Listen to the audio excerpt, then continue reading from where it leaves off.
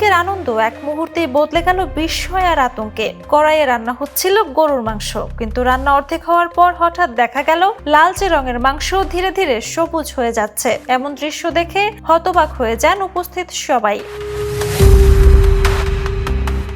ঘটনাটি ঘটেছে খুলনার পাইকগাছা পৌর এলাকার একটি বেকারির কর্মচারীদের পিকনিকে। জানা গেছে 22 জুলাই সকালে স্থানীয় একটি মাংসের দোকান থেকে প্রায় 4 কেজি গরুর মাংস কেনেন তারা। এরপর পিকনিকের জন্য রান্না শুরু করলে মাঝপথেই মাংসের অস্বাভাবিক রং পরিবর্তন নজরে আসে।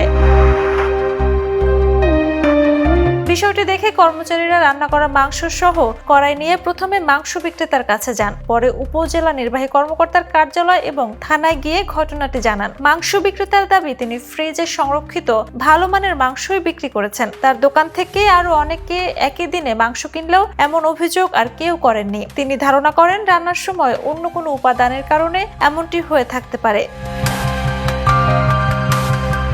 এদিকে স্থানীয়দের মধ্যে নানা জল্পনা কল্পনা শুরু হয়েছে। কেউ রাসায়নিকের আশঙ্কা করছেন, আবার কেউ সংরক্ষণের পদ্ধতি নিয়ে প্রশ্ন তুলেছেন। তবে এখন পর্যন্ত কোনো পরীক্ষাগারের প্রতিবেদনে মাংসের রাসায়নিক বা ভেজালের প্রমাণ মেলেনি। বিশেষজ্ঞদের মতে মাংস সবুজ হয়ে যাওয়ার প্রকৃত কারণ জানতে ল্যাব পরীক্ষার ফলাফলের অপেক্ষা করা জরুরি। তার আগে এ বিষয়ে কোনো চূড়ান্ত সিদ্ধান্তে পৌঁছানো ঠিক হবে না। Desk report, the news.